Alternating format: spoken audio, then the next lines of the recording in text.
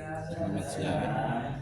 Sesuai dengan kesepakatan kita 12.30 kita berkumpul lagi di tempat ini untuk melanjutkan kegiatan diseminasi. Berikutnya materi akan disampaikan oleh Pak Heri. Dimohon untuk Bapak Ibu dapat memperhatikan dan mengikuti pematerian yang akan diberikan oleh beliau. Kepadanya dipersilakan. Baik, izin berdiri Bapak Ibu. Bismillahirrahmanirrahim. Assalamualaikum warahmatullahi wabarakatuh. Waalaikumsalam warahmatullahi wabarakatuh. Alhamdulillahirabbil alamin. Puji dan syukur kita panjatkan kehadirat Allah Subhanahu wa taala. Pada siang hari ini kita diperkenankan untuk dapat berkumpul di ruangan ini dalam rangka diseminasi terkait dengan budaya positif di sekolah kita SMK Negeri 3 Tasikmalaya. Bapak Ibu, untuk mencairkan suasana, mari kita senyum ya Bapak Ibu dengan saling bertatapan dengan pasangannya.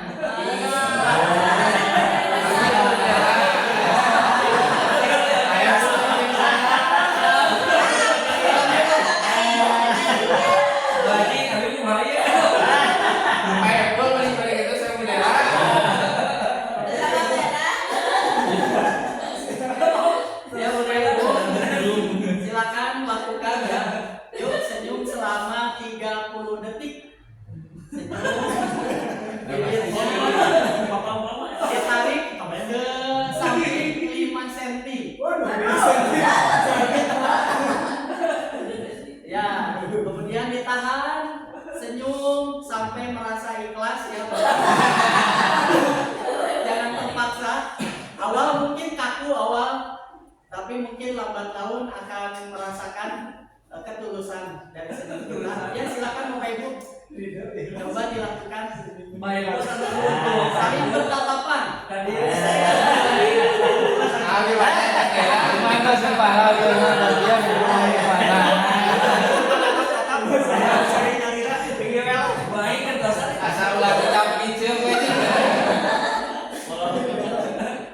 Ya, Bapak Ibu sudah lewat 30 detik. Sudah lewat 30 detik Bapak Ibu. Nah, baik Bapak Ibu, selanjutnya kita akan menyepakati forum diseminasi ini ya. Barangkali kesepakatan forum kita ya Bapak Ibu,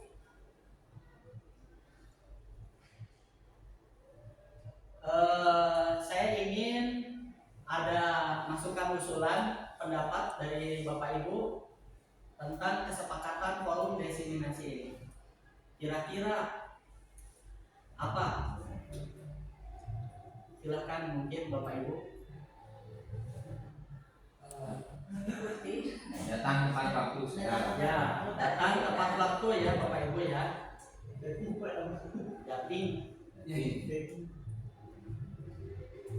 Oke, datang tepat waktu. Kegiatan sampai selesai.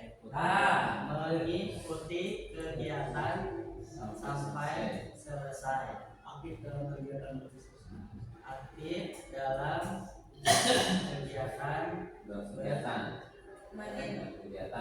berpendapat akan persilakan. Berpendapat setelah dipersilakan. Kemudian mengimplementasikan hasil kegiatan. Mengimplementasikan hasil kegiatan. Kemudian masih ada Bapak Ibu?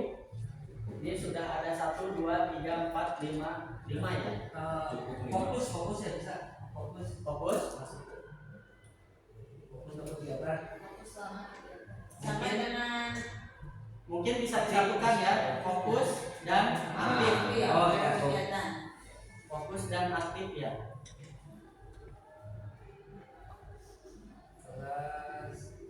Yang gembira, yang sedih. Selalu tersinggung. Berarti kegiatan Jadi kegiatan dengan ikhlas, kegiatan sampai selesai dengan riang Gembira. dengan hati yang senang, Ya, yang dengan perasaan bahagia gitu ya Bapak Ibu. meskipun sedih.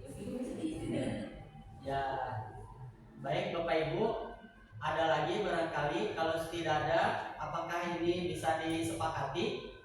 5 kesepakatan forum desiminasi. Datang tepat waktu, mengikuti kegiatan sampai selesai dengan Kalau riang pulangnya, gembira. kalau pulangnya Oh, ya, berarti datang dan pulang ya. Jam berapa lah sudah?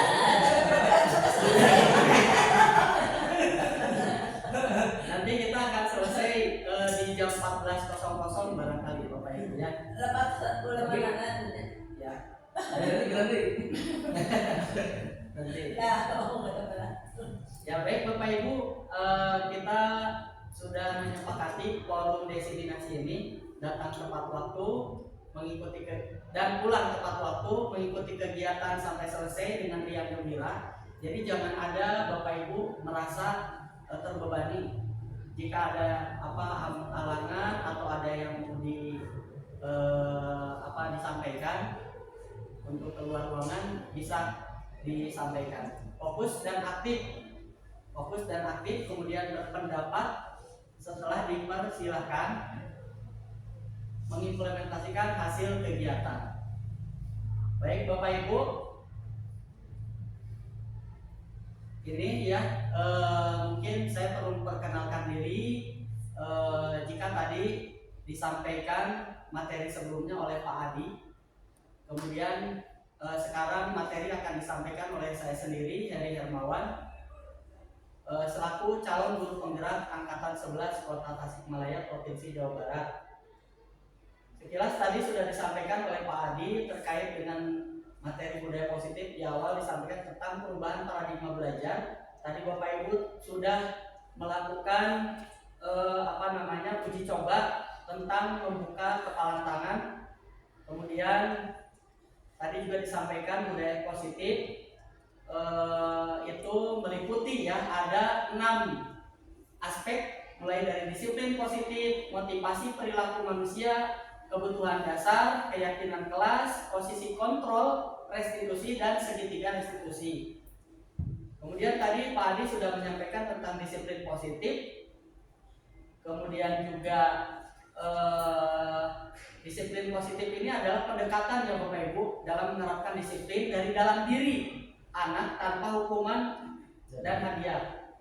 Kemudian juga menanamkan motivasi kepada murid agar mereka menjadi orang yang mereka inginkan. Kemudian menghargai diri sendiri. Nah, lalu ada nilai kebajikan di dalam disiplin positif itu, ada ujungnya adalah nilai kebajikan yang di sekolah kita terapkan profil pelajar Pancasila. Kemudian tadi ada motivasi perilaku manusia.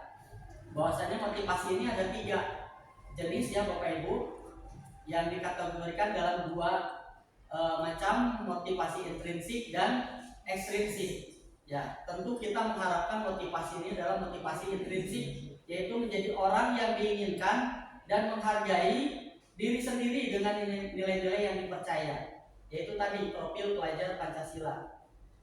Baik Bapak Ibu, selanjutnya kita akan masuk ke materi berikutnya, yaitu terkait dengan kebutuhan dasar manusia dan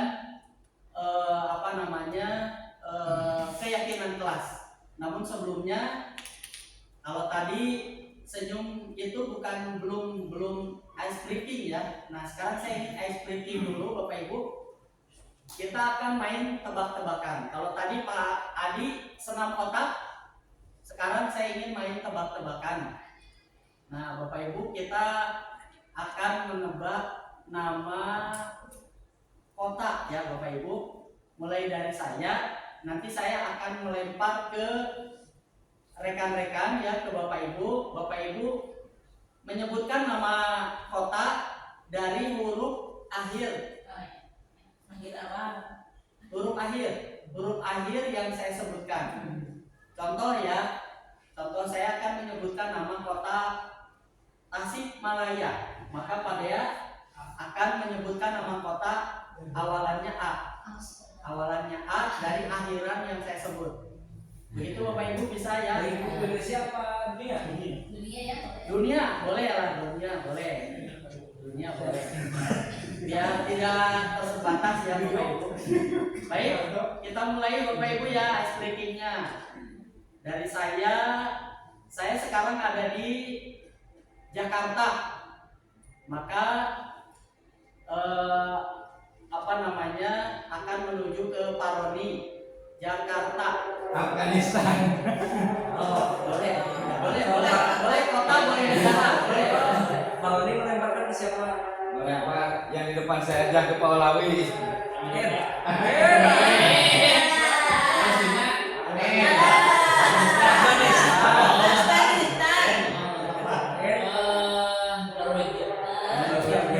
So kesalahan. Siapa? Alawi ke Pak Epul. Kota boleh Ambon. Saya akan menuju ke Padea. Norwegia, Ambon. Terus tadi apa? Ambon. Saya mau menuju ke Nebraska. Itu. Ada yang Mana itu? Nebraska di mana itu? Nebraska, Pak.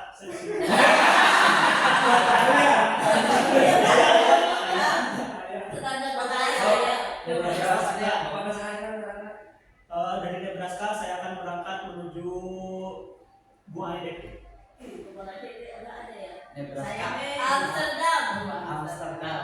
So, oke. Manado. Ayo nabi ke Pak Ganjar. Kapan Omar?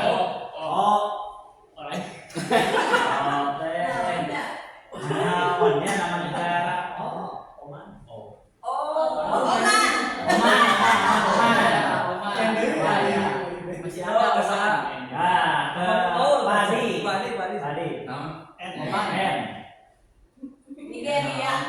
Nigeria. Nang ngelawe.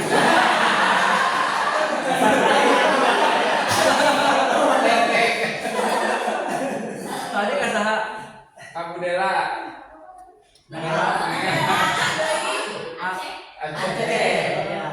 Ayo, lanjut siapa?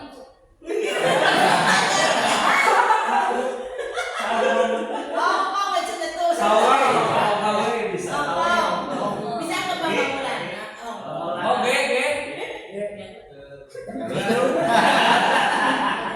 Hongkong, Garut. Iya. Oke,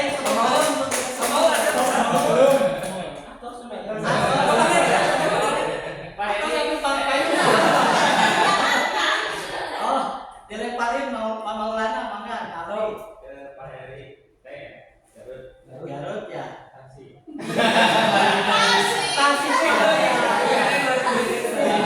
Tibet tadi nama Tibet, Tasikmalaya. Ya, baik kita sudah kembali lagi ke Tasikmalaya. Nah,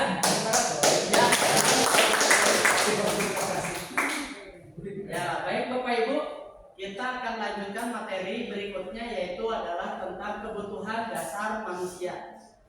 Namun sebelum masuk ke materi, kira-kira Bapak Ibu, saya ingin tanya, Bapak Ibu memiliki kebutuhan seperti apa? Apa yang diinginkan Bapak Ibu? Kebebasan. Oke, terus apalagi Bapak Ibu?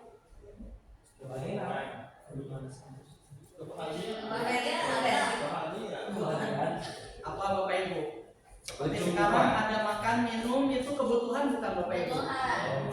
Untuk apa makan minum ya Bapak Ibu? Untuk bertahan hidup. Nah, bertahan hidup, kebebasan, bertahan hidup itu kebutuhan. Kasih sayang.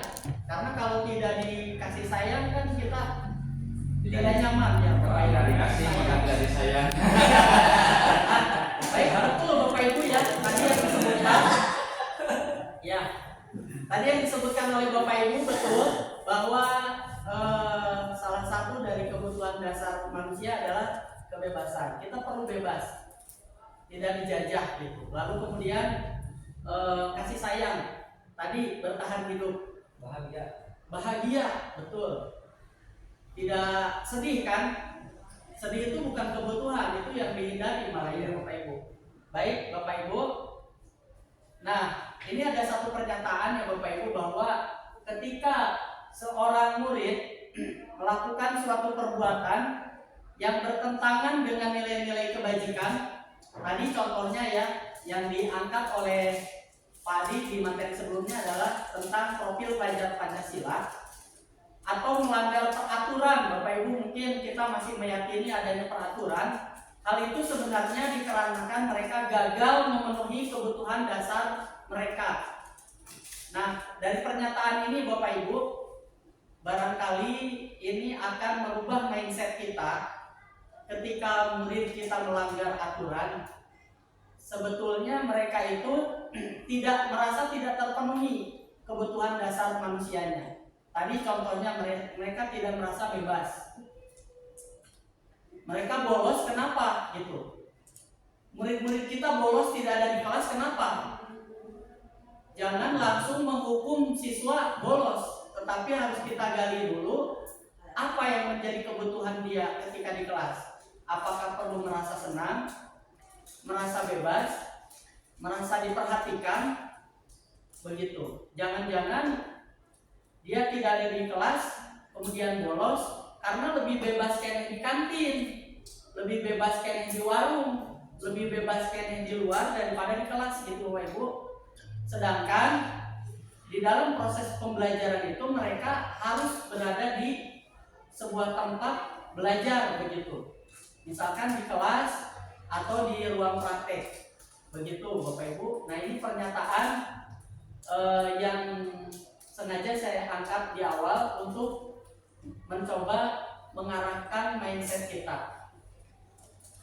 Nah, ini ya Bapak Ibu, bahwa kebutuhan dasar manusia ini ada 5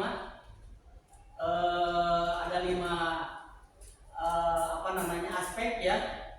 Jadi seluruh tindakan manusia memiliki tujuan tertentu. Ketika anak kita bolos, dia punya tujuan karena ingin bebas. Misalkan, kemudian semua yang kita lakukan adalah usaha terbaik kita untuk mendapatkan apa yang kita inginkan. Semua yang kita lakukan adalah usaha terbaik kita untuk mendapatkan apa yang kita inginkan. Kita ingin bebas, kita ingin senang, kita ingin bertahan hidup, begitu. Jadi kita berusaha sebaik-baiknya untuk mencapai itu. Kemudian ketika kita mendapatkan apa yang kita inginkan, sebetulnya saat itu kita sedang memenuhi satu atau lebih dari satu kebutuhan dasar kita. Kita kerja untuk apa gitu kan? Kalau murid belajar untuk apa? Murid menyukai bahasa Inggris saja, sementara mata pelajaran lain tidak kurang menyukai, itu ada kebutuhan dasar yang dia ingin capai seperti itu. Nah, Bapak Ibu, di sini ada diagram lingkaran nih. Ini ada 5 kebutuhan dasar manusia. Yang pertama adalah bertahan hidup. Kemudian penguasaan, ingin berkuasa gitu. Ada murid di kelas itu kan dia katakanlah Jagger gitu. Di kelas di sekolah gitu. Nah, ini kebutuhan dasar manusia. Kemudian kasih sayang dan rasa diterima. Ada murid itu dia tidak mau dimarah-marahin, tidak mau dipaksa gitu. Nah, dia ingin diberikan kasih sayang dan diterima. Kemudian ada murid itu yang ingin dengan gayanya dia bebas gitu. Saya inginnya sambil dengerin musik, sambil mendengarkan murotal misalkan, begitu. Saya inginnya dengan cara menampilkan video Bapak Ibu. Jadi ada visual, audio, kinestetik, begitu ya Bapak Ibu. Tipe-tipe murid kita. Jadi kita harus bisa meramu proses pembelajaran sesuai dengan gayanya dia. Jadi memberikan kebebasan anak untuk bisa mendalami materi yang dipelajari. Jadi tidak hanya dengan cara hafalan, padahal gaya anak ini tidak cocok dengan hafalan gitu. Mungkin dengan melihat video begitu mungkin. Kemudian satu lagi adalah kesenangan.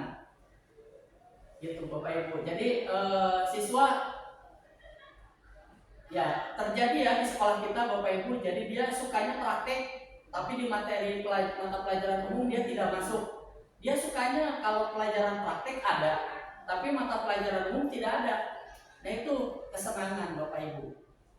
Itu adalah kebutuhan dasar manusia. Ketika itu terjadi, maka kita dihadapkan dengan satu permasalahan dan bagaimana kita menanggapi permasalahan itu sehingga bisa impact-nya baik begitu.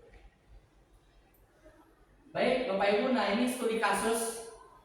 Ini studi kasus, kita akan mencoba menggali beberapa kasus. Salah satunya adalah ini. Ibu Julaiha, tidak ada ya di sekolah kita. Adalah guru wali kelas. TKRD. Ya, di kelas 10 TKR 1. Ya.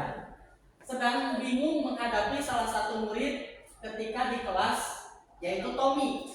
Sedang bingung menghadapi salah satu murid di kelas yang namanya Tommy. Yang lima banget itu. Nah, beberapa anak telah mengeluhkan juga tentang Tommy ini, teman-teman sekelasnya ini, yang seringkali meminta bekal makan siang mereka dengan paksa. Jadi anak-anak kan di kita juga ada yang bawa bekal yang misting atau apa. Kadang mereka berkumpul bareng-bareng. Nah, tapi si Tommy ini dia tidak bawa, tapi minta dan maksa gitu. Jika Bapak Ibu nih menghadapi situasi seperti Ibu Julaiha, apa yang akan Bapak Ibu lakukan? Dan menurut Bapak Ibu, kira-kira apa alasan Tommy melakukan hal itu? Apa yang akan Bapak Ibu lakukan ketika menghadapi permasalahan yang dihadapi seperti Ibu Julaiha, yaitu ada salah satu murid yang suka meminta dengan memaksa. Kemudian menurut Bapak Ibu, kira-kira si Tommy ini alasannya apa melakukan itu? Barangkali saya membuka kesempatan Bapak Ibu untuk berpendapat. Silakan. Dari Bu, ya silakan. Kebutuhan hidup ya. Kebutuhan hidup, bertahan hidup maksudnya, bertahan hidup. Nah, terus kemudian kira-kira bagaimana menghadapi situasi? Tommy mungkin nanti kalau saya misalkan kalau menemukan murid seperti Tommy, pertama mungkin akan ditanya dulu alasannya kenapa. Yang kedua bisa juga langsung mencari informasi terkait Tommy tentang keluarganya, apakah dia tinggal bersama orang tuanya atau kos atau mesantren. Nah, siapa tahu dia bertentum di rumahnya tidak ada yang masak, tapi dia butuh bertahan hidup ketika siang mungkin lapar, sehingga dia memaksa minta bekal temannya. Jadi dicari dulu latar belakang informasi terkait keluarganya, termasuk kebiasaan di keluarga seperti apa. Nah, nanti kalau sudah tahu mungkin dikasih arahan agar dia berperilaku tidak bersifat memaksa kepada temannya.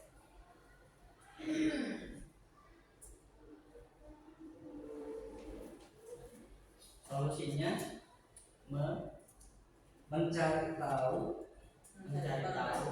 ya, mencari informasi itu ya tentang keluarga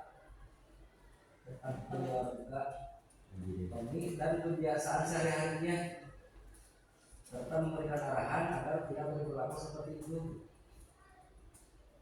Diskusi.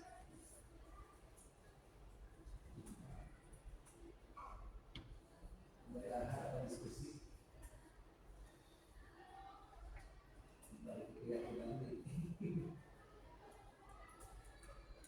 agar tidak berbuat berperilaku memaksa.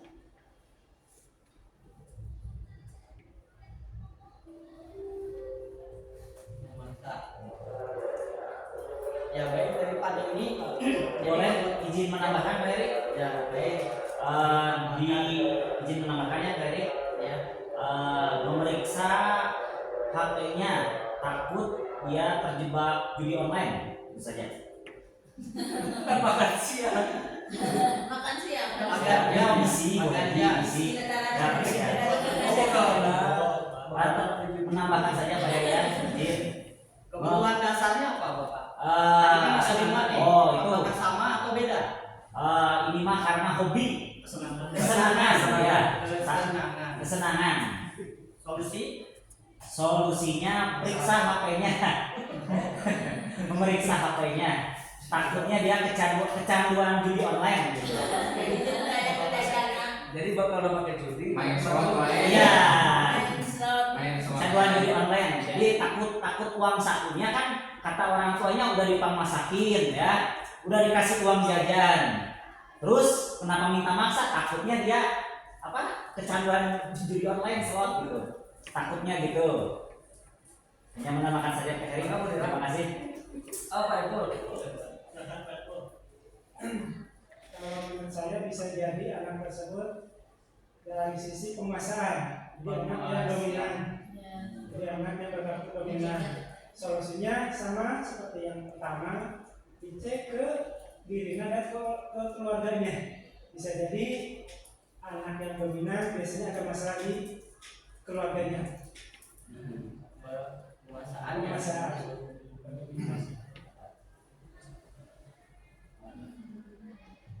Solusinya Pendekatan ya, secara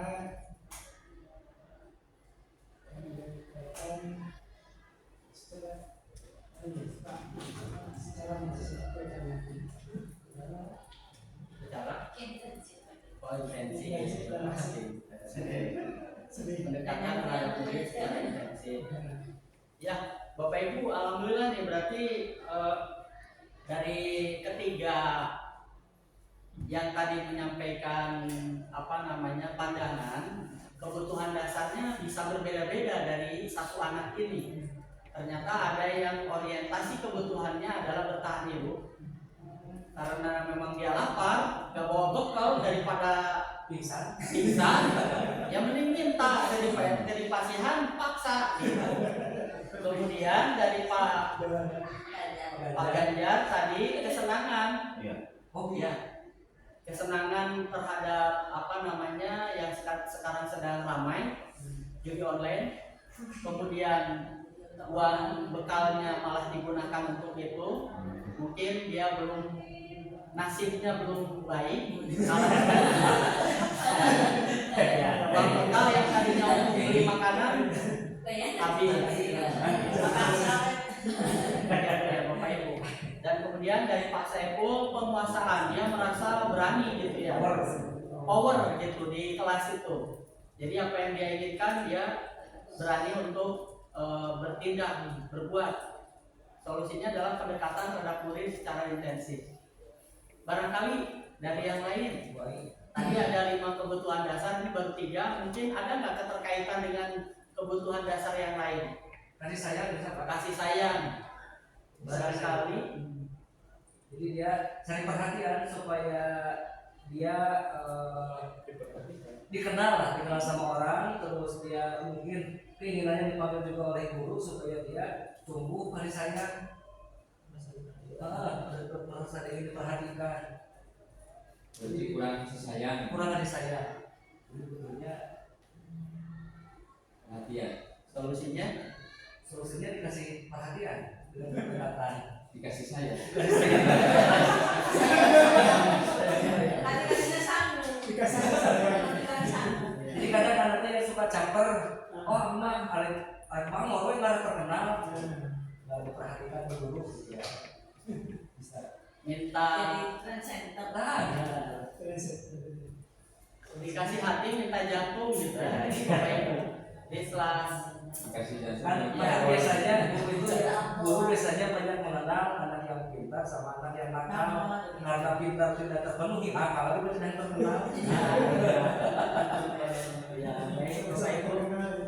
Ya bisa jadi ketika Tommy meminta itu ada respon ya, ada stimulus, ada respon dari dari rekan-rekannya, ya gitu.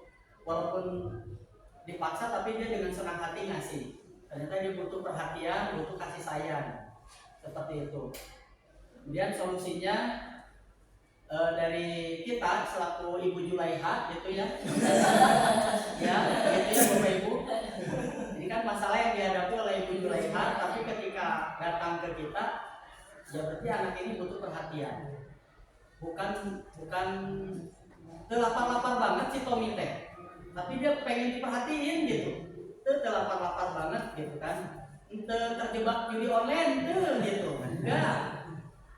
Dan juga mungkin tadi dia juga tidak punya power sebetulnya, tidak, tapi dia ingin oleh temannya itu ada perhatian. Begitu uniknya Bapak Ibu murid kita di kelas, kadang-kala kita tadi kata Pak Adi di awal, semua anak sama, padahal berbeda gitu. Kita, paradigma kita ketika di kelas, anak itu harus sama. Kalau ini tuntas, semua harus tuntas gitu ya.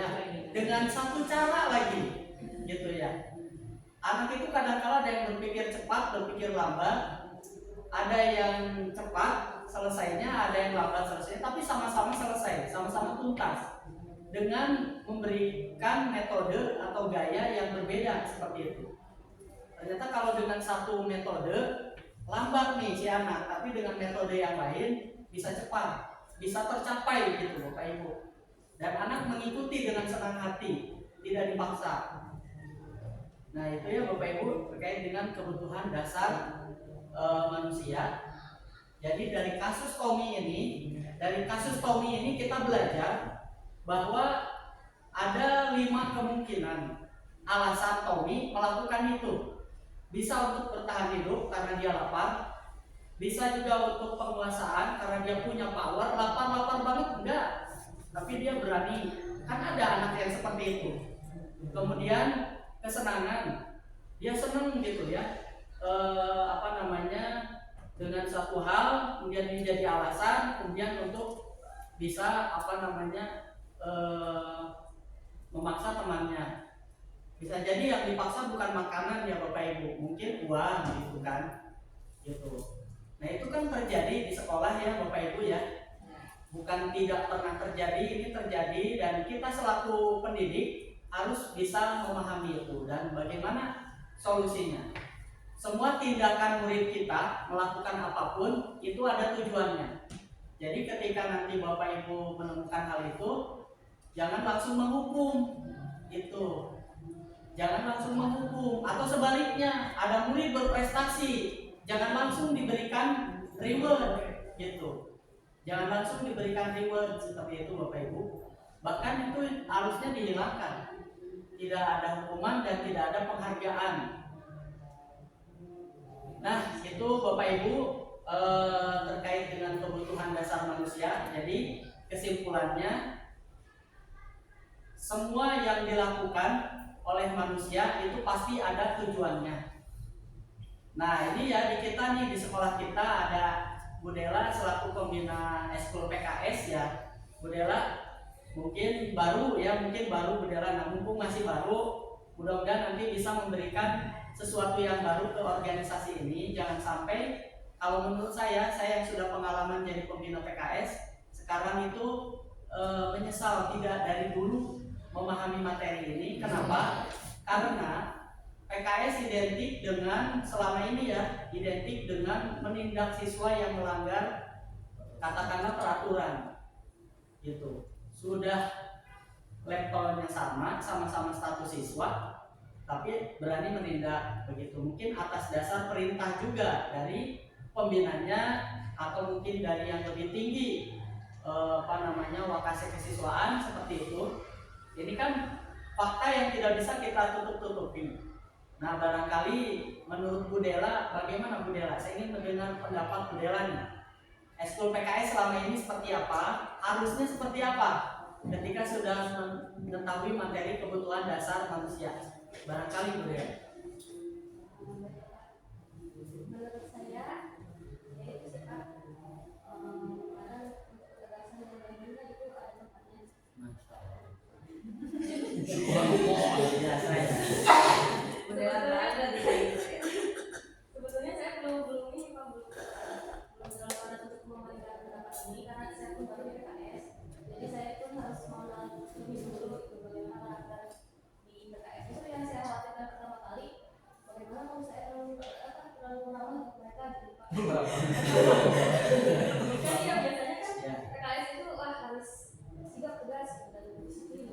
Nah, sedangkan saya kan karakternya sebaliknya itu. Jadi gitu. Udah cocok. Iya, mudah-mudahan. Kita udah materi udah ramah gitu.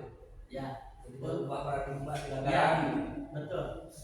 Ya betul Bu Dela, memang masih baru yang belum begitu mendalami, tetapi yang Bu Dela kenal PKS itu tegas, disiplin seperti itu tuh nilai-nilai kebajikan sebetulnya. Kemudian ramah juga sama nilai kebajikan.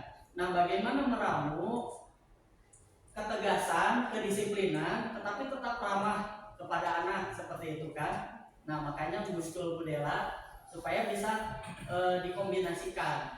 Kemarin Bu Lipa seperti itu. Kita sudah mulai mengerucut ya Bapak Ibu ke konteks yang ada di kita. Tidak jauh-jauh ke Ibu Julaiha yang entah di mana gitu ya. Tapi ini di kita, Bu Dela, gitu ya, Bu Dela. Gitu ya Bu Dela. Jadi anak tidak memakai kaos kaki putih di hari Senin sampai Kamis dan tidak memakai kaos kaki hitam di hari Jumat. Apakah terkait kaos kaki itu sudah pernah disepakati? Nah, itu kan sudah pernah disepakati bersama seluruh ekosistem sekolah begitu. Atau tiba-tiba muncul dari sekolah, anak tidak tahu. Atau anak tahu tapi tahunya sudah jadi gitu. Sudah jadi peraturan. Nah, tadi di materi sebelumnya itu ada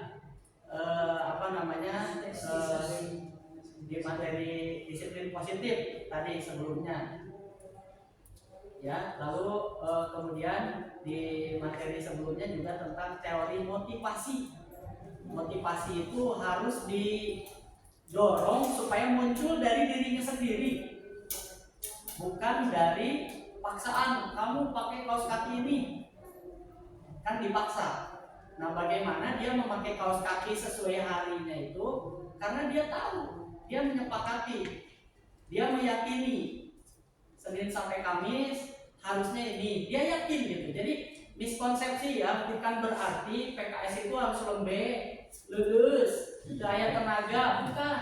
Tetap tegas, berwibawa, tetapi dengan output memunculkan motivasi intrinsik seperti itu, muncul dari dalam dirinya sendiri. Nah, jangan sampai dipaksa gitu, dipaksa dia harus berambut pendek, dipaksa dia harus berseragam sesuai aturan gitu. Bukan berarti anak bebas melanggar, bukan. Kesepakatan dibuat bersama, diyakini. Kemudian ketika ada pelanggaran, maka konsekuensinya dia tahu sendiri. Bahkan dia mencari solusi sendiri. Itu di level restitusi seperti itu. Ya, begitu mungkin sudah kita dengar bersama ya dari tambahan Ferry ya.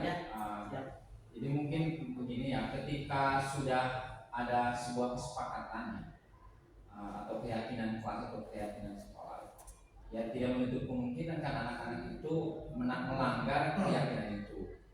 Yang harus kita gali ketika anak melanggar itu adalah cari penyebabnya. Kebutuhan dasarnya apa? Nah itu. Kebutuhan dasarnya apa? Jangan sampai kita menjas bahwa ini karena memang dia tidak disiplin. Nah itu yang salah. Betul. Padahal di kebutuhan dasar itu tidak ada alasan kena ini dia tidak disiplin. Apakah memang karena memang kaos kakinya masih basah atau sudah tidak punya atau sudah robek, itu harus digali. Ketika sudah tahu kebutuhan dasarnya, berarti kita akan lebih tepat ketika memberikan konsekuensinya. Memberikan konsekuensinya apa? Ditanya lagi apa ke depannya mau bagaimana, solusinya seperti apa. Jadi itu mungkin penekanannya. Karena ya meskipun bagaimana ya meskipun sudah ada sebuah keyakinan kelas, keyakinan sekolah, tetap pasti ada saja yang menurut kita melanggar, padahal itu bukan melanggar, tapi memang karena kebutuhan tadi, kebutuhan dasar itu tambahannya. Terima kasih Pak Adi tambahannya, betul ya Bapak Ibu. Nah ini dalam rangka menghindari hukuman, jadi tidak langsung menghukum gitu. Apalagi kan sambil marah-marahi depan orang banyak kan gitu. Dikumpulkan di lapang, dicukuran jijik. Kelihatan orang banyak Bapak Ya Ibu. untuk berapa? Nah, banyak ya. Dan ini saya mengalami sendiri ya Bapak Ibu. Sebelum mengenal segitiga restitusi nanti yang akan disampaikan, saya termasuk di posisi kontrol penghukum. Bapak Ibu tahu sendiri, saya menyadari itu penghukum, dan itu level paling rendah ya. Sebagai guru yang gagal, saya selama ini menjadi guru yang gagal. Itu Bapak Ibu, nanti akan lebih jelas lagi disampaikan oleh Pak Desi di materi berikutnya. Baik Pak Adi, terima kasih atas obat ya. ya. Kita atas obat ya. Alhamdulillah Bapak Ibu. Jadi dengan adanya CGP, kemudian in-house training, lalu kemudian juga webinar begitu, apalagi sebelumnya ada Kurtilas beralih ke kurikulum Merdeka, itu saya belajar. Dan terlebih lagi yang sangat mengena adalah ketika berdiskusi dengan rekan sejawat. Ada Pak Dea, ada Pak Asep Jaini, ada Pak Abu Somad, ada Bu Haji. Saya sering sengaja gitu ya ingin berdiskusi. Kemudian saya kembalikan ke diri saya, karena selama ini gak cocok, bener gak sih gitu. Saya merasa benar waktu itu. Ternyata tidak tepat Bapak Ibu. Nah baik Bapak Ibu, untuk materi kebutuhan dasar saya hanya bisa menyampaikan secara singkat. Nanti mungkin lebih kompleksnya lagi ketika Bapak Ibu ada di lapangan, akan berhadapan dengan tadi siswa yang unik dengan kebutuhan dasar yang unik, begitu Bapak Ibu. Baik, selanjutnya kita masuk ke materi berikutnya. Materi yang keempat adalah tentang keyakinan sekolah atau kelas. Nah, sebelum masuk ke materi, Bapak Ibu, Pak Alawi barangkali Pak, tentang keyakinan sekolah atau kelas menurut pandangan Bapak seperti apa Bapak? Bebas beropini. Gimana? Barangkali pernah mendengar, pernah membaca.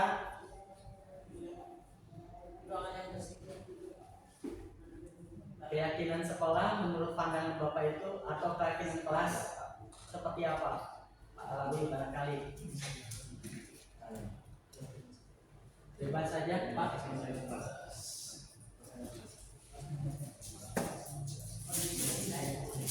Ya.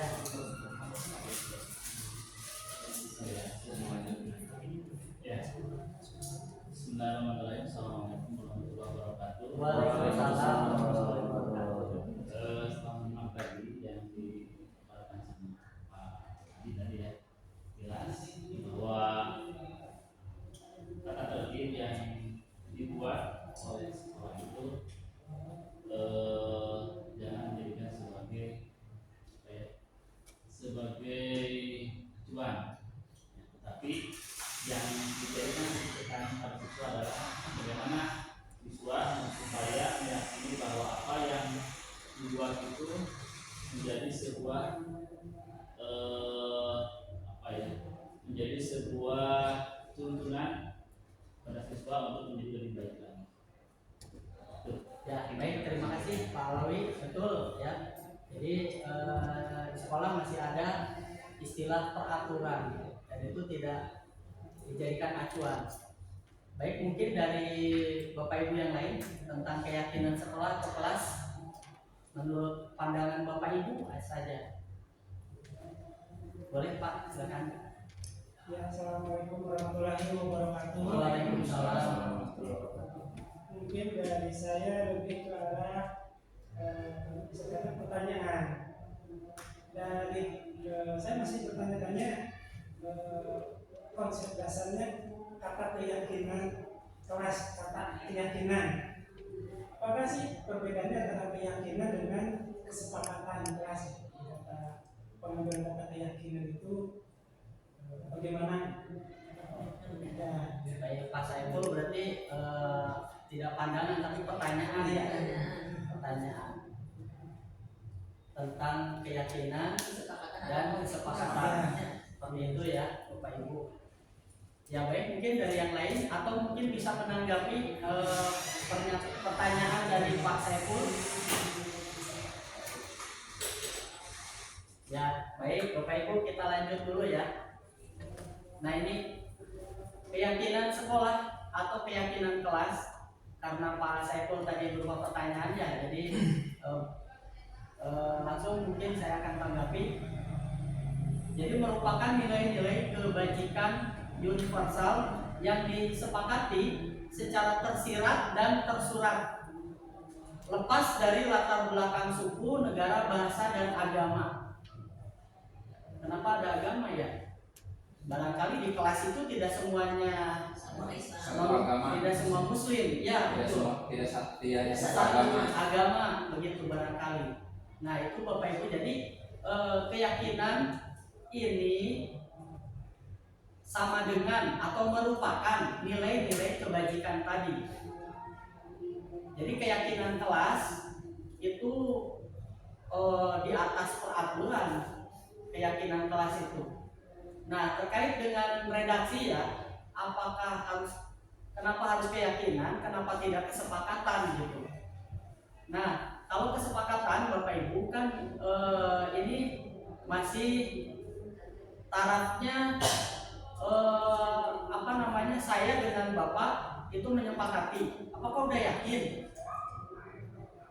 Sudah yakin? Sudah sesuai belum dengan nilai-nilai kebajikan seperti itu?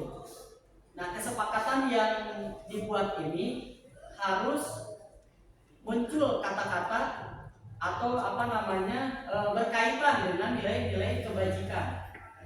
Kalau tadi Pak Adi menyimpulkan dengan satu aja dimensi profil pelajar Pancasila, beriman, bertakwa kepada Tuhan Yang Maha Esa dan berakhlak mulia, itu sudah semua melingkupi mandiri, kreatif, bernalar kritis, bergotong royong, berkebinekaan global. Nah sekarang kalau misalkan tadi saling menghargai keyakinan teman atau agama teman seperti itu. Nah kenapa bukan kesepakatan? Kenapa harus keyakinan kelas atau keyakinan sekolah? Karena di kelas itu ada yang berbeda agama dan ini harus diyakini. Kesepakatan ini harus diyakini bahwa ini berkaitan dengan nilai-nilai kebajikan universal, yaitu profil pelajar Pancasila yang dijadikan acuannya. Di sini kalau nggak salah ya, mungkin tidak kelihatan ya. Yang pertama ini di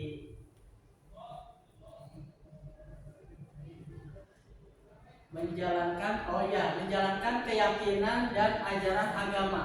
Jadi di Kriya Kulit dulu ada yang non muslim, di Kriya Kulit ada yang non muslim. Bapak Ibu bayangkan, yang lainnya teman-teman yang muslim, ya ini. Nah ini jangan sampai ada keyakinan yang dilanggar seperti itu, kesepakatan yang dilanggar. Kenapa keyakinannya? Yaitu menjalankan keyakinan dan ajaran agama berkaitan dengan nilai kebajikan universalnya adalah profil pelajar Pancasila dimensi yang pertama. Seperti itu Bapak Ibu. Jelas Pak Saiful barangkali tentang kesepakatan dan keyakinan. Memang sih masih muncul ada kesepakatan kelas, ada mungkin tambahan gitu Pak. Jadi ketika memakai kata kesepakatan itu biasanya antara individu dengan individu,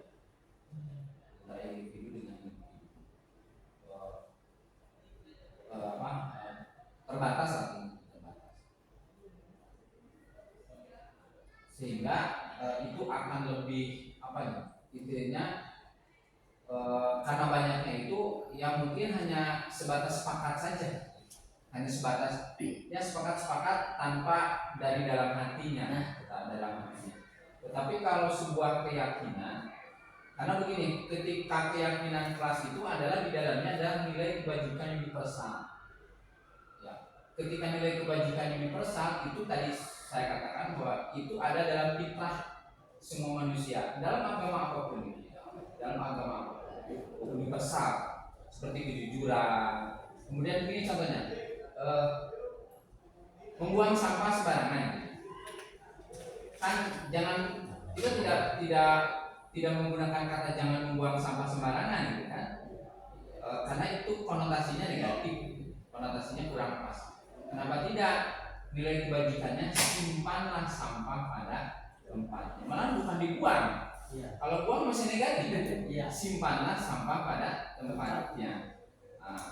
Nah, itu mungkin ya. Jadi nilai kebajikan universal itu merupakan sebuah keyakinan dalam setiap individu gitu.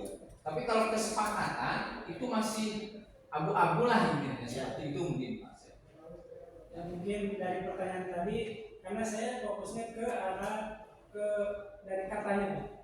Kalau keyakinan lah, saya lebih cenderung ke, kalau keyakinan lebih ke dasarnya subjektif. Misalkan kata Bapak 10 yakin 5,5, kalau saya 2 kali 5, ini kan sama. Jadi kalau saya ambilnya dari kata keyakinan itu lebih subjektif. Saya yakin benar, ibu yakin benar.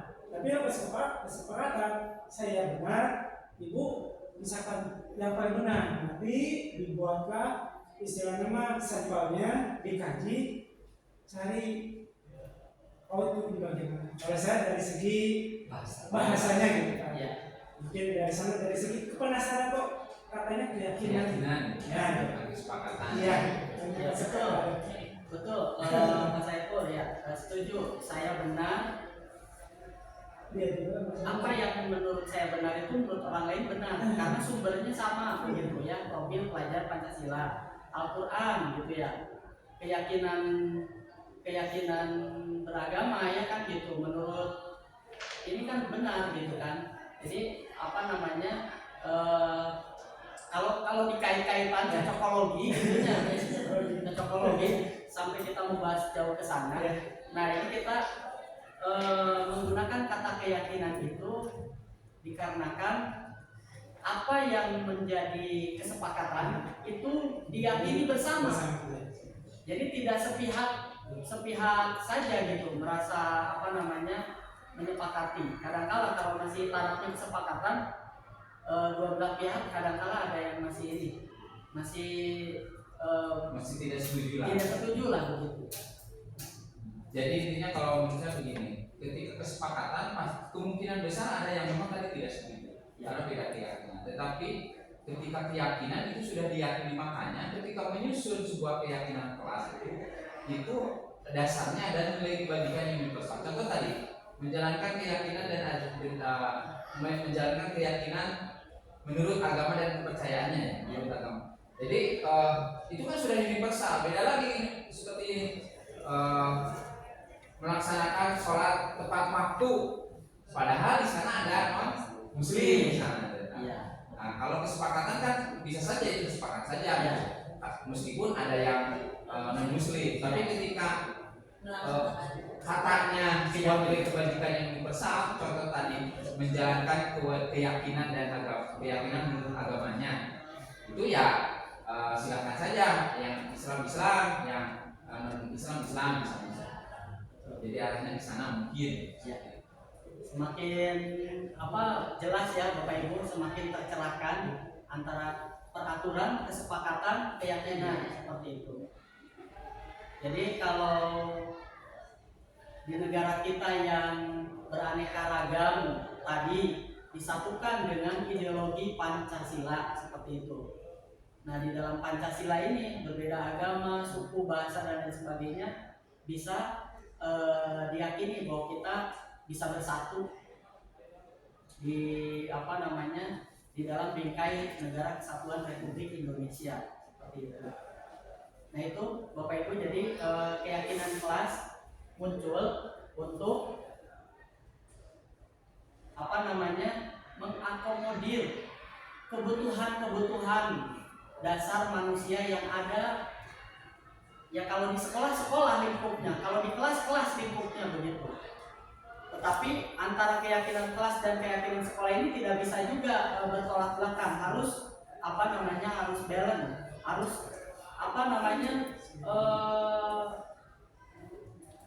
garis lurus begitu. Begitu ya Bapak Ibu. Nah, kemudian keyakinan kelas dibuat secara bersama-sama. Nah, ini Bu Dela ya. Jadi keyakinan kelas atau keyakinan sekolah dibuat secara bersama-sama dengan seluruh murid yang mempunyai nilai-nilai kebajikan yang dapat dipercaya. Begitu. Nah, selama ini rambut pendek ya kita konteksnya kaitkan dengan yang ada di sekolah kita. Rambut pendek, kemudian kaos kaki, warna sepatu, lalu kemudian apa lagi ya? Topi, dasi, dan lain sebagainya. Topi hanya dipakai hari Senin. Apakah itu sudah disepakati belum dengan semua murid? Begitu. Jangan-jangan yang merancang lokasi kesiswaan sendirian, gitu. Jangan-jangan yang merancang pembina OSIS sendiri. Jangan-jangan yang merancang pembina PKS, pembina OSIS, dan lokasi kesiswaan saja, tanpa melibatkan siswa, begitu. Nah, jadi keyakinan kelas atau keyakinan sekolah, ya ini poin pentingnya dibuat secara bersama-sama, begitu, Bapak Ibu. Yang mempunyai, nah keyakinan ini dibuat ini tentu harus bermuatan nilai-nilai kebajikan, gitu, yang dapat dipercaya. Berarti kan kalau bisa dipercaya kan sumbernya sama, begitu. Sumbernya sama, profil pelajar Pancasila. Nah ini kan turunan dari nilai-nilai Pancasila kan gitu. Ya mau tidak mau kalau di sekolah itu profil pelajar Pancasila yang dijadikan nilai nilai kebajikannya. Atau mungkin ada sumber lain, tadi Pak Adi ada slide-nya. Yang lain nanti mungkin akan di-share ya ke Bapak Ibu. Nilai-nilai kebajikan universal dari versi yang lain. Ya. Nah, itu Bapak Ibu tentang keyakinan kelas atau keyakinan sekolah. Jadi Bapak Ibu, lingkungan belajar yang baik tentu memiliki guru yang baik. Dan guru yang baik harus memiliki kemampuan dalam mewujudkan budaya positif di sekolah.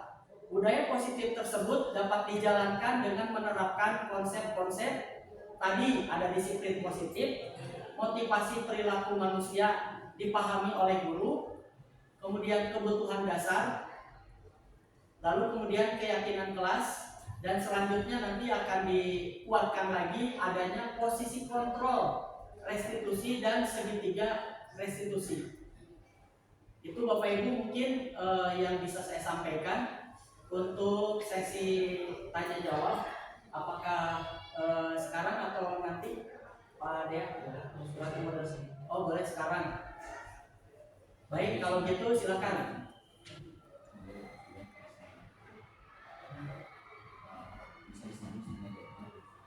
Di akhir aja ya.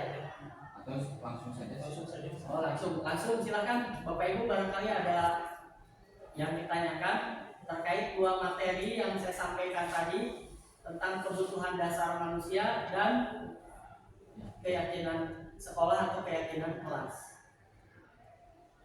Atau mungkin saya ingin bertanya ke Bapak Ibu, apakah di sekolah kita sudah ada keyakinan sekolah? Belum. Jawabannya sudah atau belum kan? Nah kalau belum, apa yang harus kita lakukan Bapak Ibu? Memulai. Jadi kalau keyakinan kelas untuk di PKS masih ada sudah dilakukan. Kalau keyakinan di sekolah Di kelas yang sudah itu di kelas sudah. Ya. Tapi komitmen kalau saya maju duluan bukan keyakinan. Kalau keyakinan Jadi di kelas kelas, ya. dan waktu misalkan kebersihan kelas itu aktif di kelas itu kan komitmen yang saya bangun bukan keyakinan. Nah, itu Bapak Ibu baik. Jadi SMK Negeri 3 Tasikmalaya pelan tapi pasti akan menuju perubahan paradigma belajar yang baru Bapak Ibu. Jadi tidak lagi kontrol itu ya tadi yang buka kepalan tangan itu dari orang lain, tapi harus dari siswa kita sendiri gitu Bapak Ibu. Nah kemudian bisa kita lakukan di kelas. Ketika nanti di kelas Bapak Ibu ya, Bapak Ibu berdiri kan atau berada di tengah-tengah murid, untuk membuat keyakinan kelas itu harus dimulai dari mana, begitu ya. Jangan sampai mereka juga tidak paham apa sih, kayak Pak Saiful tadi ya ditanyakan, kenapa tidak kesepakatan, kenapa harus keyakinan kayak gitu. Bapak Ibu bisa menyampaikan, bisa menjelaskan bahwa tidak lagi peraturan itu tiba-tiba ada. Peraturan itu dibuat sepihak, tetapi sebetulnya harus disusun bersama, disepakati bersama, diyakini gitu. Kemudian dilaksanakan, diimplementasikan gitu Bapak Ibu. Lalu kemudian selama ini Bapak Ibu, apakah sudah ketika ada murid yang seperti Tommy tadi, apakah Bapak Ibu menghadapinya langsung ke ke punishment, atau dianalisis dulu apa yang menjadi latar belakang si Tommy melakukan itu? Barangkali Pak Maulana ada pengalaman di kelas, di sekolah, boleh di sekolah sebelumnya mungkin. Ya boleh. Ada satu pengalaman ketika menghadapi seorang siswa, tapi bukan lebih kayak Tommy makanan, tapi lebih ke dia pinjam sesuatu gitu. Jadi kayak pulpen atau buku, dia terbawa pulpen atau buku, dia maksa. Padahal kalau ditelusuri itu kan sebenarnya dia mampu beli pulpen itu dari warung dekat gitu ya. Izin dulu misalkan. Setelah dianalisis ya, jadi ditanya kayak konseling gitu ya. Terus jadi emang tadi yang kasih sayang dia emang tinggal nggak bersama orang tua, tapi sama saudara. Jadi orang tuanya bekerja.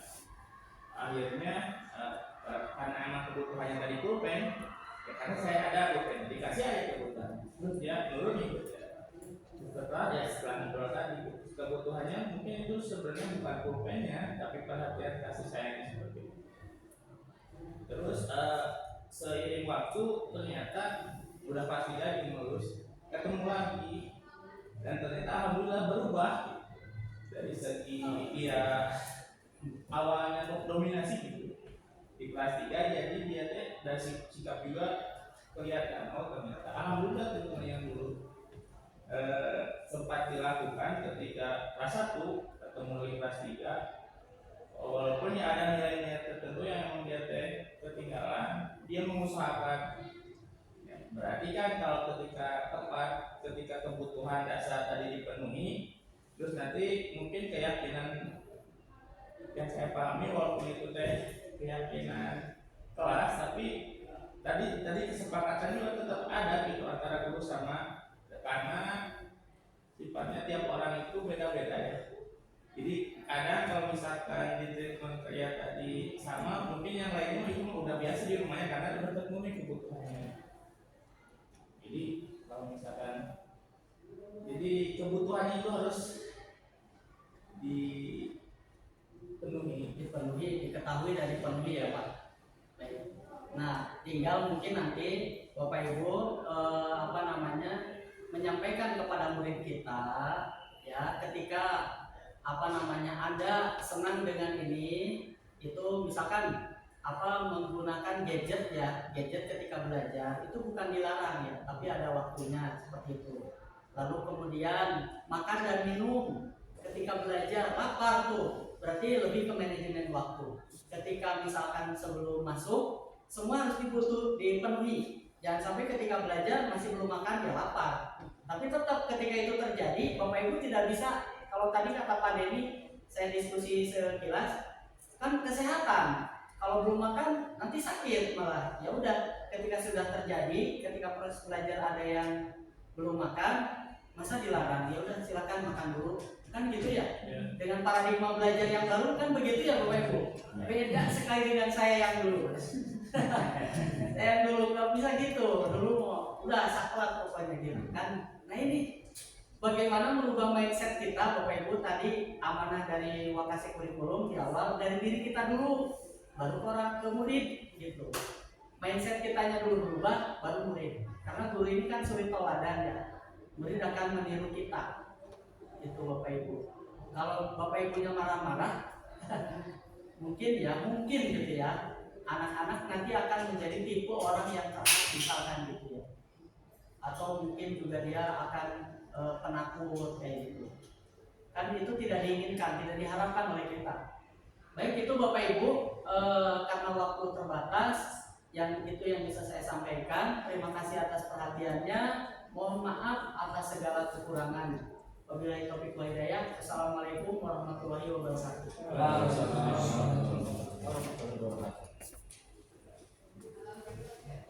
Terima kasih kepada Pak Heri atas materi yang sudah diberikan kepada kita.